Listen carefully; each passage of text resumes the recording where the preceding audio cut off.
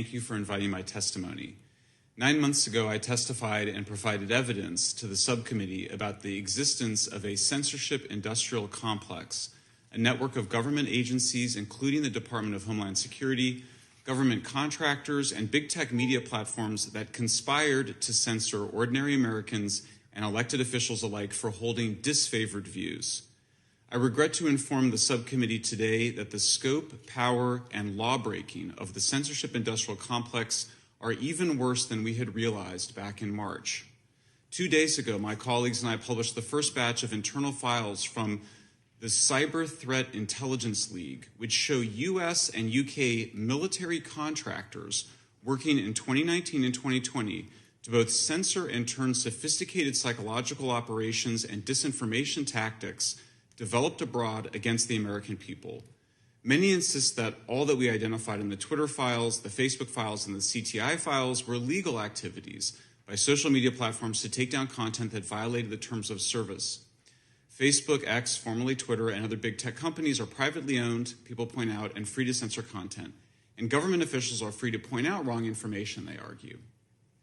But the First Amendment prohibits the government from abridging freedom of speech. The Supreme Court has ruled that the government may not induce, encourage, or promote private persons to accomplish what is constitutionally forbidden to accomplish, and there's now a large body of evidence proving that the government did precisely that.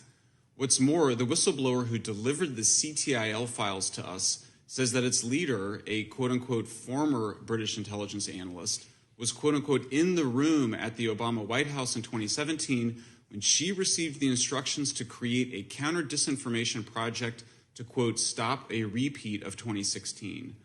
The U.S. Department of Homeland Security's Cybersecurity and Information Security Agency, CISA, has been the center of gravity for much of the censorship, with the National Science Foundation financing the development of censorship and disinformation tools and other federal government agencies playing a supportive role.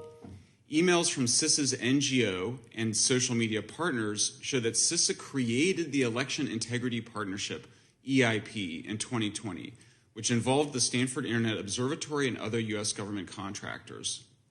EIP and its successor, the Virality Project, urged Twitter, Facebook, and other platforms to censor social media posts by ordinary citizens and elected officials alike.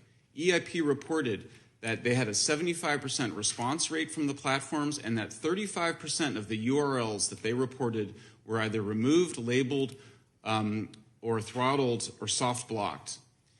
In 2020, the Department of Homeland Security, CISA, violated the First Amendment and interfered in the election, while in 2021, CISA and the White House violated the First Amendment and undermined America's response to the COVID pandemic by demanding that Facebook and Twitter censor content that Facebook itself said was, quote unquote, often true, including about vaccine side effects.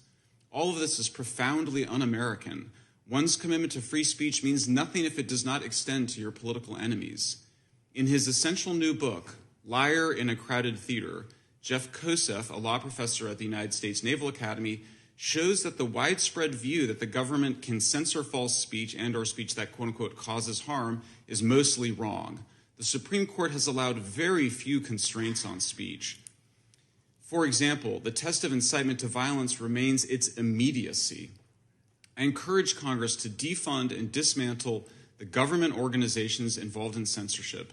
That includes phasing out all funding for the National Science Foundation's Track F, Trust and